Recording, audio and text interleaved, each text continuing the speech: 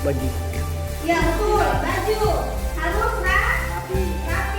Ketiga apa lagi? Dilarang membawa HP. Kemarin apa? Betul. Menggunakan HP dengan adanya instruksi dari guru. Keempat, pakaian apa? Rapi. Apapun silakan dituliskan saja. Nanti kita analisis di sini. Apa kira-kira yang membuat kita nyaman di dalam ruangan ini? Silakan dituliskan. Silakan. Dan berikutnya.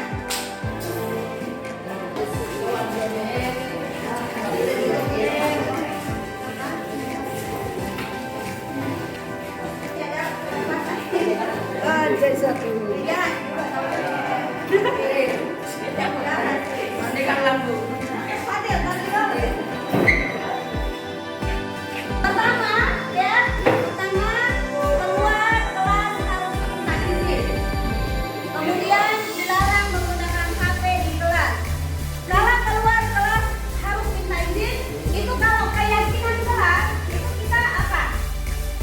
Nilai-nilai apa yang bisa dikaitkan di situ? Menghargai orang.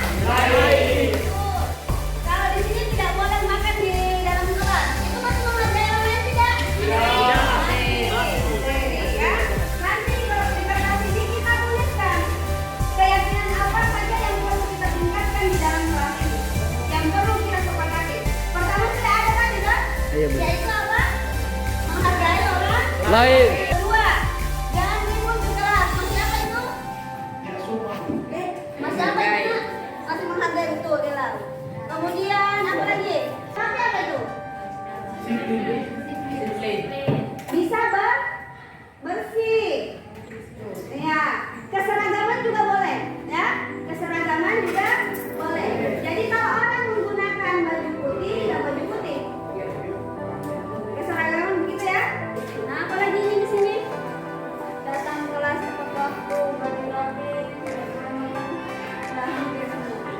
ada tidak yang menuliskan kesepakatan kita tentang kebersihan? Perlu tidak itu disepakati? Perlu tidak? Nah, perlu Kak. Jadi ada beberapa poin yang harus kita sepakati di kelas ini. Pertama adalah menghargai orang Lain. ya masuk di situ ya, menghargai orang lain. Jadi datang sama juga menghargai orang lain. Jadi kita menghargai orang lain dengan tepat Waktu. apa lagi? Coba. Apa lagi tadi? Keseragaman, kesopanan. Boleh? Silakan ditulis. Kalau ada yang lain?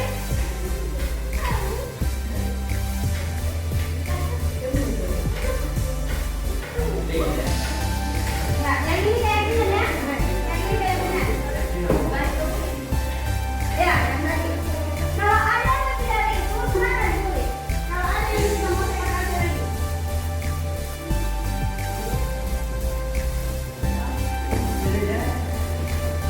Contoh kedamaian. Apa kedamaian?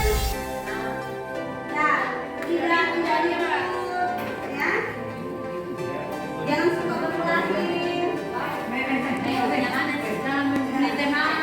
Jangan membuli teman, ya.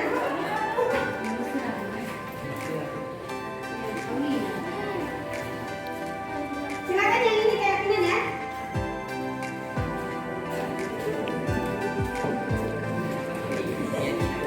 Ya, keyakinan ya. Kalau keyakinan itu nilai-nilainya. Nilai-nilainya yang kita mau sepakati, yaitu menghargai atau apa lagi? Bertanggung jawab, mandiri. Ya.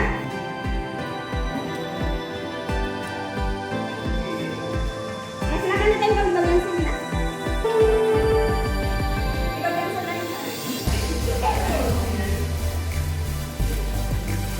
Jadi kalau ada yang melanggar, kita bisa sama-sama saling mengingatkan ya. Iya. Boleh. Ada silakan ditempelkan.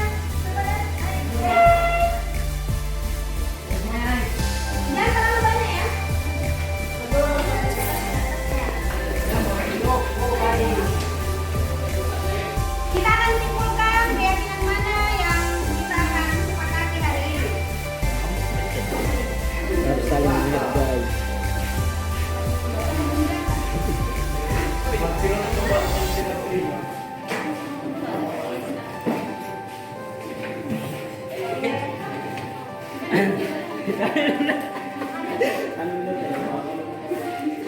Coba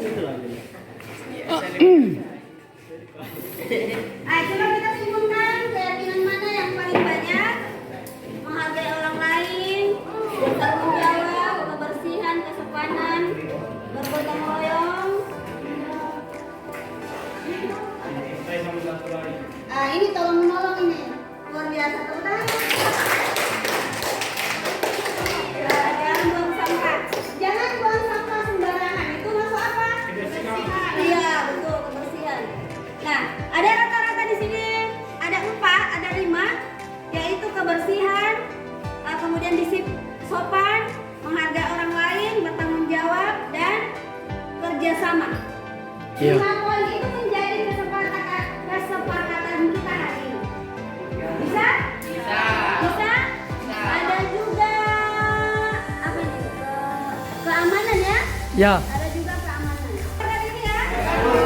Sepakat hari ini? Ya. Sama. Maju bersama. Hebat semua. Tangannya. Sama. Maju bersama. Hebat semua.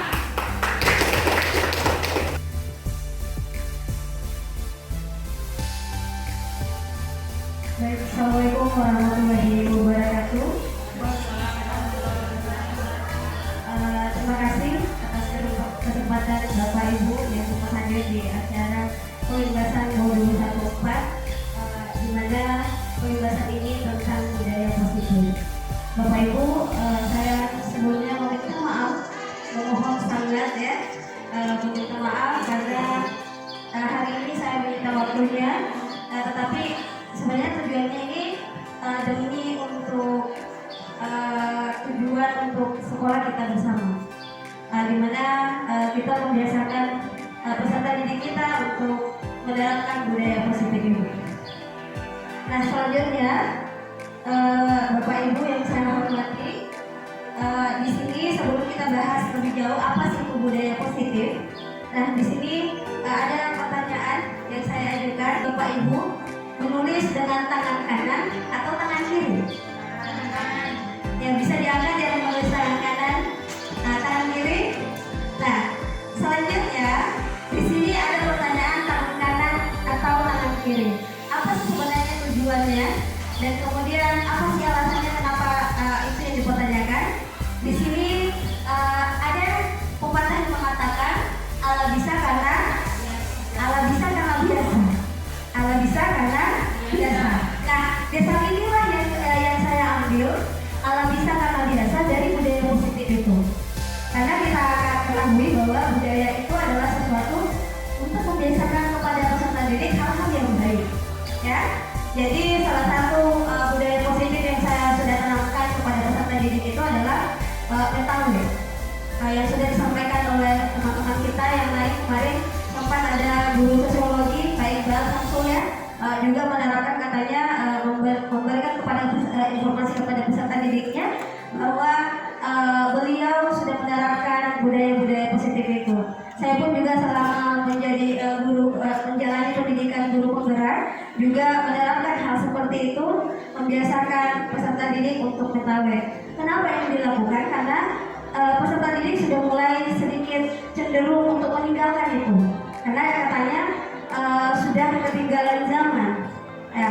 Dan kadang-kadang ketika saya melaksanakan itu, kemudian juga saya menerapkan di peserta didik sendiri, anak-anak itu merasa agak canggung ketika mereka menerapkan itu ya.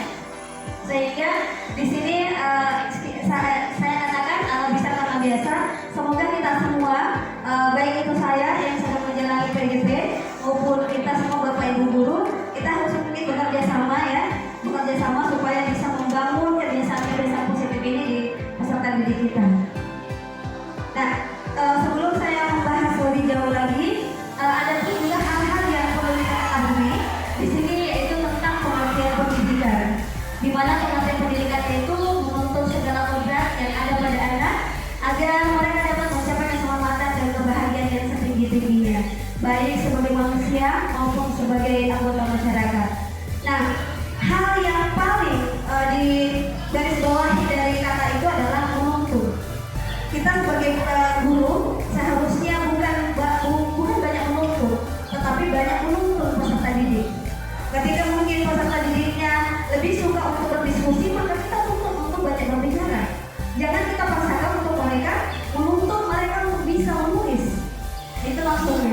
Jadi jangan sampai keinginan kita kepada peserta didik itu yang kita tuntut mereka memiliki potensi itu.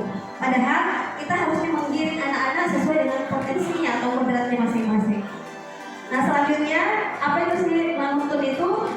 Jadi di sini saya menuntut peserta didik membangun budaya positif dengan penanaman nilai-nilai kebaikan dalam diri anak. Ini berdasar kepada nilai-nilai budaya kita. Bukan hanya mentale yang saya sudah terapkan kepada peserta didik, tetapi juga ada juga sebagian seperti mepuang, ya. Seharusnya itu yang sudah hilang ya, mepuang. Itu yang sudah hilang, tetapi anak-anak juga sudah mulai mau menerapkannya. Selanjutnya di sini apa sih itu budaya positif? Ini adalah kebiasaan yang baik atau perwujudan dari penerapan nilai-nilai kebajikan atau keyakinan.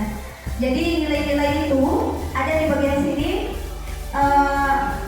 Nilai-nilai yang dimaksud itu ada yang ada di profil pelajar Pancasila, ya. Nilai-nilainya ada seperti apa? Beriman dan bertakwa kepada Tuhan Yang Maha Esa. Kemudian ada juga mandiri, gotong royong. Iya. Karena kebetulan kita adalah guru sekolah penggerak, jadi profil Pancasila saya rasa mungkin kita semua sudah memahaminya. Dan itulah yang harusnya kita tanamkan kepada peserta didik kita. Nah, di sini adapun budaya positif itu diliputi pertama, jadi kalau kita mau melakukan atau melaksanakan budaya positif ini, itu ada hal-hal yang perlu kita tanamkan di dalam diri. Yaitu pertama adalah perubahan paradigma dari stimulus respon ke teori kontrol, ada juga konsep disiplin positif, ada juga keyakinan kelas, pemenuhan kebutuhan dasar manusia, lanjut 5 posisi kontrol dan segitiga restitusi. Saya secara pribadi ketika melihat dari poin-poin ini banyak hal-hal yang bisa kita ambil, meskipun mungkin saya secara pribadi belum bisa menerapkan semuanya, tetapi paling tidak tumbuhlah kesadaran saya bahwa terlalu banyak kelemahan saya sebagai guru. Ya, sangat ketika menjadi PGP itu saya sudah mulai sadar bahwa ternyata selama ini saya hanya sebatas memberikan transfer ilmu tanpa harus menuntun kodrat anak itu sendiri. Saya hanya melihat diri saya secara egoisme dan tidak melihat peserta didiknya itu sendiri, ya. Di sini ada hal tentang masalah paradigma, perubahan paradigma. Ada yang mengatakan dari salah satu para ahli mengatakan Stephen R. Covey, ya, mengatakan bahwa bila kita ingin membuat kemajuan perlahan-lahan sedikit-sedikit, ubahlah sikap atau perilaku Anda. Kalau kita mau berubah, ya kita harus mengubah sikap atau perilaku kita. Kemudian, namun bila kita ingin memperbaiki cara-cara utama kita, maka kita perlu mengubah langkah acuan kita. Ubahlah bagaimana Anda melihat dunia, bagaimana Anda berpikir tentang manusia, ubahlah paradigma Anda. Nah, selama menjadi PGP, memang ternyata teman-teman PGP dan segala instruktur yang ada memang menyampaikan bahwa PGP ini akan ada tantangannya. Salah satu tantangannya adalah pemikiran-pemikirannya akan susah untuk diterima oleh teman-teman guru. Ya, karena dianggap bahwa terlalu memuja-muja atau terlalu mengidolakan peserta didiknya. Seakan-akan kita tabrakan dengan paradigma yang sebelumnya. Tetapi itulah seharusnya kita ubah. Jadi sehingga dari perubahan inilah kita akan lebih terbuka dengan lebih dominan pada pencarian solusi dari setiap permasalahan yang ada. Jadi kita sebagai guru tidak melihat masalahnya, tetapi kita selalu fokus pada solusinya. Bagaimana bisa kita terhindar, jangan mencari kesalahan anak, tetapi selalu berusaha untuk mencari solusi agar masalah itu tidak muncul lagi. Selain perubahan paradigma, kita juga harus memahami disiplin positif, yakni sikap tanggung jawab yang dimiliki oleh seseorang dalam bertindak yang berdasar dari nilai-nilai. Sehingga sangatlah penting membangun kebiasaan dalam penerapan nilai-nilai atau keyakinan melalui budaya positif berdasarkan profil pelajar Pancasila. Nah, ini tadi nilai-nilai yang saya maksudkan. Selain dari profil pelajar Pancasila, ada juga relevan dengan instansi yang lain, yaitu di bawah primary program. Itu ada juga toleransi, integritas, rasa hormat, mandiri, dan segalanya. Ini semua sejalan dengan profil pelajar Pancasila.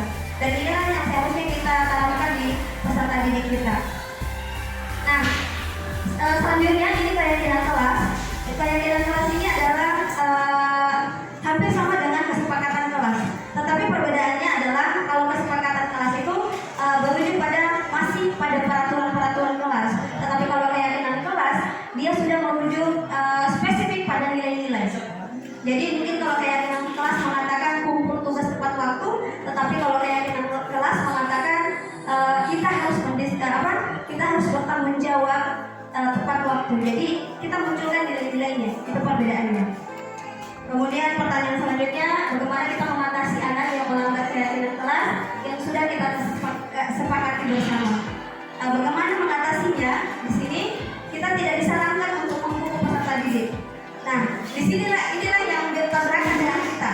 Selama ini saya pun juga sebelum masuk PGP, saya mengatakan tidak bisa menghukum.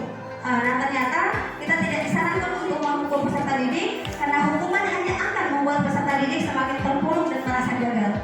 Dan jika kita selama ini merasa menghukum itu cara yang efektif agar anak tidak melanggar peraturan, ternyata itu masih keliru. Nah, di sini baru kita sadar ternyata menghukum itu bukan solusi, Bapak Ibu. Ya, mengapa? Nah, di sini jawabannya karena anak melakukan sesuatu disebabkan masih adanya tekanan dari luar dirinya, bukan dari dasar hati atau kesadaran mereka sendiri. Nah, inilah kesadaran atau motivasi internal itu yang harus kita kembalikan kembali atau kita hadirkan kembali di diri anak. Jadi anak itu mau melakukan bukan berdasarkan paksaan orang lain, tetapi keinginan mereka sendiri. Lalu apa yang harus kita lakukan ketika peserta didik melanggar nilai tersebut? Nah, di sini pertama, sebaiknya kita menganalisis terlebih dahulu kebutuhan yang sedang tidak terpenuhi pada diri anak dengan menerapkan self control yang meyakini bahwa kebutuhan seseorang berbeda-beda. Jadi jangan kita keinginan kita paksakan kepada diri anak, karena anak itu individu sendiri, dia memiliki keinginan sendiri. Jangan sampai kita memaksakan keinginan kita kepada anak itu sendiri ya. Jadi selama ini itu yang kita terapkan terkadang. Saya juga secara pribadi juga menerapkan itu. Nah, kebutuhan mendasar manusia ternyata ada dibagi atas 5 bagian, yaitu ada bertahan hidup, penguasaan, kasih sayang dan rasa diterima, kebebasan dan kesenangan. Nah, apa sih itu kebutuhan bertahan hidup? Yaitu di sini kebutuhan bertahan hidup adalah kebutuhan yang bersifat fisiologis untuk bertahan hidup, misalnya kesehatan, rumah, dan makanan. Apa sih fungsinya ini? Bahwa terkadang kalau ada anak-anak yang terlambat ke sekolah, terkadang kita tidak bertanya kenapa anak-anak itu terlambat. Terkadang ada anak-anak yang terlambat karena membantu orang tuanya bekerja dulu. Nah, anak-anak itu terkadang membantu orang tuanya bekerja dulu, berarti dia sedang memenuhi kebutuhan hidupnya. Sehingga kita langsung menyalahkan mereka, padahal dia sementara mau memenuhi kebutuhan hidup. Ya, sehingga dia terpaksa untuk melakukannya untuk memenuhi kebutuhan hidupnya. Tetapi kalau kita guru langsung mengatakan itu salah, kamu sudah terlambat. Tetapi harusnya kita cari solusinya bersama. Ya.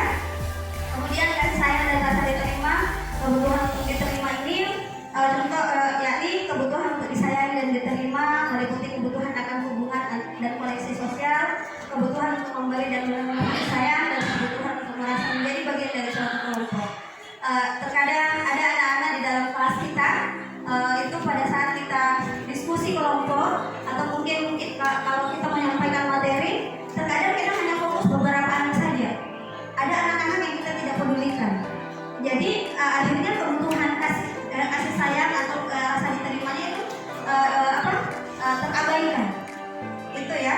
Lanjut, penguasaan kebutuhan pengakuan atas kemampuan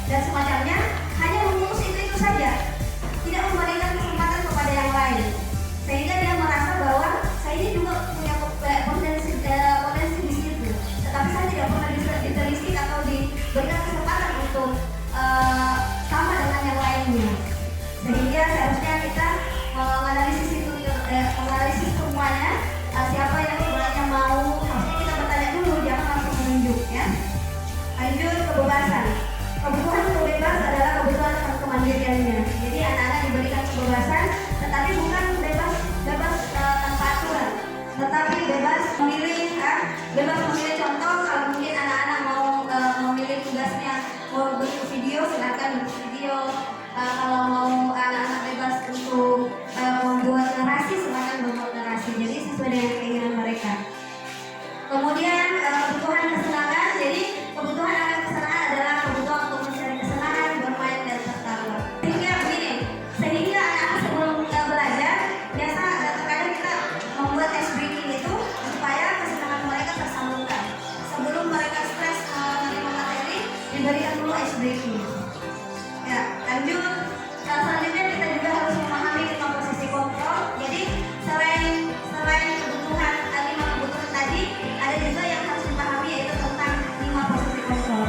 Jadi mungkin setelah ini, setelah saya memaparkan posisi kontrol ini, mungkin kita sama-sama merefleksi di manakah kita selama ini berada.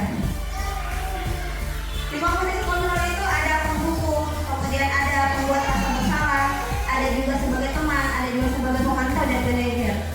Di mana posisi kontrol pertama yaitu penghukum.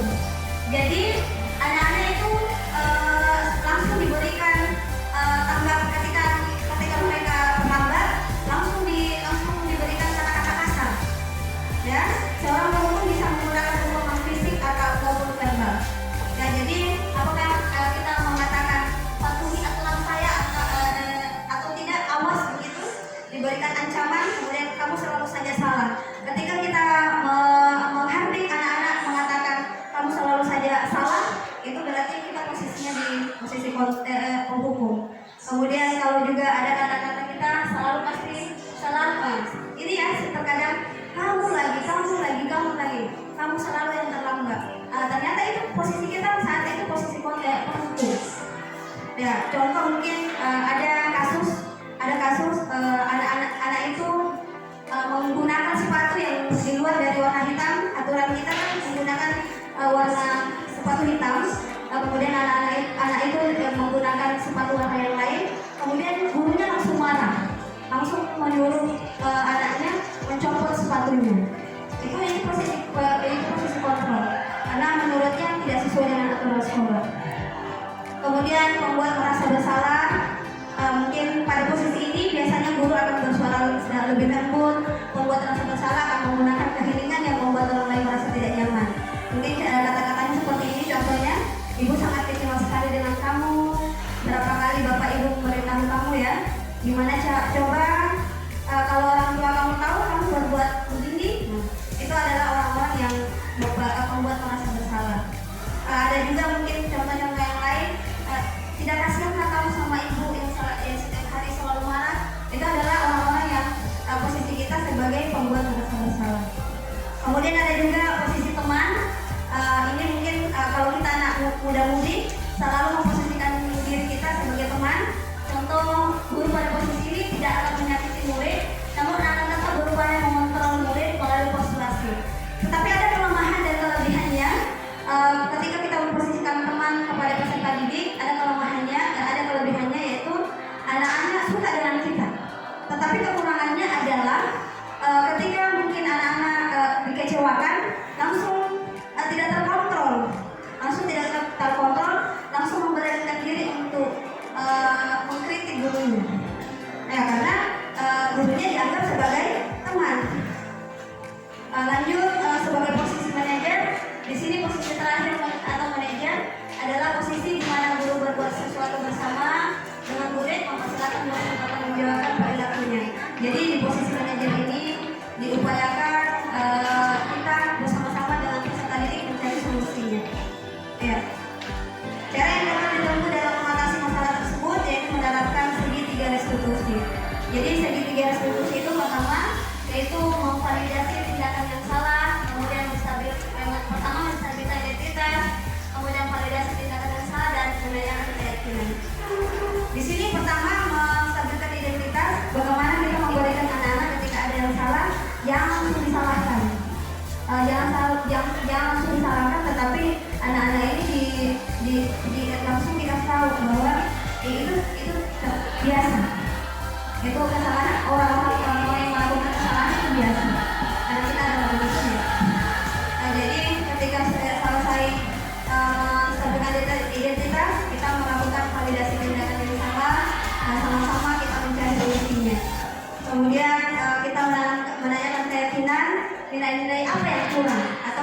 apa yang perlu dikembangkan. Ya. Nah, setelah saya secara pribadi menerapkan budaya positif